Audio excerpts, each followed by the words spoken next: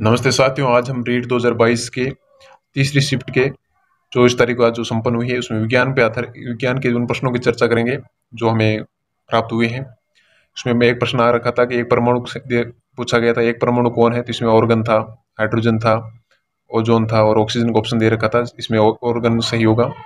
उसी में अगला प्रश्न था मैग्नीशियम फॉस्फेट का अणुसूत्र पूछा गया था, जिसमें Mg3PO4 होगा, ऑल2s2 होगा। इसी में अगला प्रश्न दे रखा था थर्मोप्लास्टिक क्या है, तो इसमें 4 ऑप्शन मेलामाइन, पीवीसी वगैरह दे रखा था, उसमें पॉलीथीन ऑप्शन सही रहेगा। और अगला क्वेश्चन दे रखा था कि मूल्यांकन के लिए सही कथन नहीं है, तो इसका 3 मूल्यांकन के सही कथन दे रखे थे। इसमें एक कथन दे रखा था इसका क्षेत्र सीमित होता है। हम जानते हैं मूल्यांकन का क्षेत्र सीमित नहीं होता है, इसका क्षेत्र क्या होता है, व्यापक क्षेत्र होता है। तो ये आंसर ऑप्शन सही रहेगा। इसी में अगला प्रश्न दे रखा था कि कोशिका विभाजन में सिनेप्सिस प्रक्रिया कहाँ पर संपन्न होती है, तो ये जाइगोटिन की अवस्था में संपन्न होती है, जाइगोटिन की अवस्था में संपन्न होती है। तो ये इसका सही ऑप्शन रहेगा। एक प्रश्न दे रखा था विटामिन सी की कमी से कौन सा रोग होता है, तो इसमें स्कर्वी रोग होता है।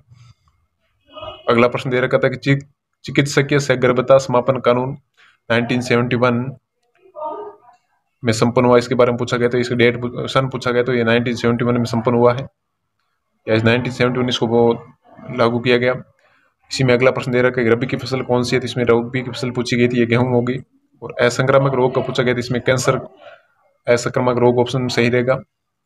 इसी क्रम में अगला प्रश्न पूछा गया था इसके मनुष्य के मानव में स्तन ग्रंथि में कौन सी ग्रंथि होती है, स्तन में कौन सी ग्रंथि होती है, तो इसकी एप्रोक्राइन ग्रंथि इसका सही आंसर रहेगा। इसी क्रम में अगला प्रश्न दे रखा था कि कोशिका विभाजन में सिनेप्टेसिस समिश्र कहाँ पर संपन्न होता है, तो प्रोफेज की फर्स्ट अवस्था में संपन्न होता है, फर्स्ट अवस्था में संपन्न होता है, प्रोफेज फर्स्ट अवस्था में संपन्न होता है। अगला प्रश्न दे रखा था कि जीवाश्मी ईंधन क्या होता है, तो जीवाश्मी ईंधन होता है जैव अनिम्नीकरण होगा। इसमें 3 ऑप्शन और देख रहे थे, इसमें जैव अनिम्नीकरण सही होगा। इसी में अगला प्रश्न दे रखा था कि गंगा परियोजना का प्रथम चरण कब संपन्न हुआ, तो गंगा परियोजना का प्रथम चरण 1985 में संपन्न हुआ। इसी में अगला प्रश्न दे रखा कि सुजाग रोग कब किससे होता है, तो इसमें ऑप्शन था निसिसीरिया गोनेरेरिया, तो ये निसिसीरिया गोनेरेरिया से सुजाग रोग होता है। अगला प्रश्न दे रखा था कि पादप जगत का उभयचर किसे कहा जाता है, पादप जगत का उभयचर, तो इसमें ब्रायोफाइटा को कहा जाता है, ब्रायोफाइट ऑप्शन था। इसमें अगला प्रश्न था कि अक्षय ऊर्जा का स्रोत कौन सा होता है, तो इसमें 3 ऑप्शन, इसमें सूर्य का प्रकाश सही ऑप्शन रहेगा।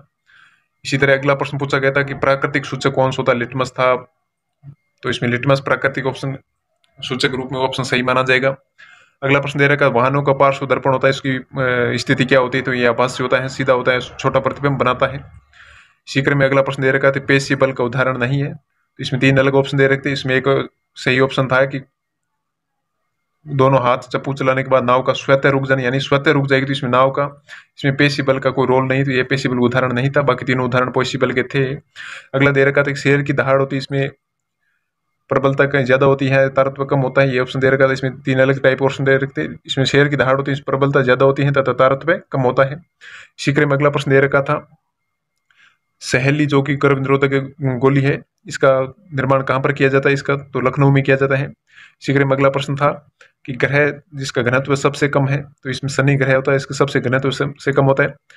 अगला प्रश्न था कि पार्टी सहगमी की क्रिया में सहायक विज्ञान की दृष्टि से पार्टी सहगमी क्रिया में कौन सहायक था, तो इसमें विज्ञान क्लब है, ये पार्टी सहगमी क्रिया में विज्ञान की दृष्टि से सहायक है।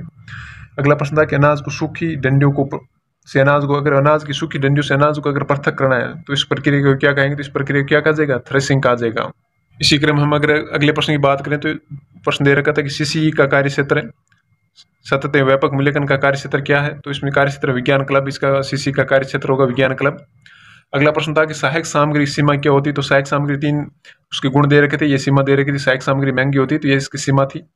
अगला प्रश्न दे रखा है कि एक वस्तु 20 दोलन 40 सेकंड संपन्न करती है, तो उसका आवर्तकाल क्या होगा, तो इसका सही आंसर रहेगा 2 सेकंड आंसर रहेगा। एक प्रश्न दे रखा था कि एक चम्मच को गर्म पानी में रखने पर उसका पीछे का हिस्सा किस विधि से गर्म होगा, तो इसमें चालन की विधि से पीछे का हिस्सा गर्म होता चलेगा। इसी में अगला प्रश्न दे रखा था कि विद्युत धारा के चुंबकीय प्रभाव पर आधारित युक्ति कौन सी है, तो इसमें विद्युत घंटी थी, वो क्या थी, विद्युत धारा के चुंबकीय प्रभाव पर आधारित युक्ति थी, विद्युत घंटी थी। अगला प्रश्न था कि स्टैनली हॉल ने किस विधि को लोकप्रिय बनाया, तो इसमें मनोमितिक ऑप्शन था, एक ऑप्शन था प्रश्नावली विधि का ऑप्शन था, इसमें मनोमितिक ऑप्शन सही रहेगा। इस तरह हमने रीट 2022 के शिफ्ट तीसरी के साइंस से संबंधित प्रश्नों की चर्चा की। अगले वीडियो में हम अगले प्रश्नों की चर्चा करेंगे। Thank you.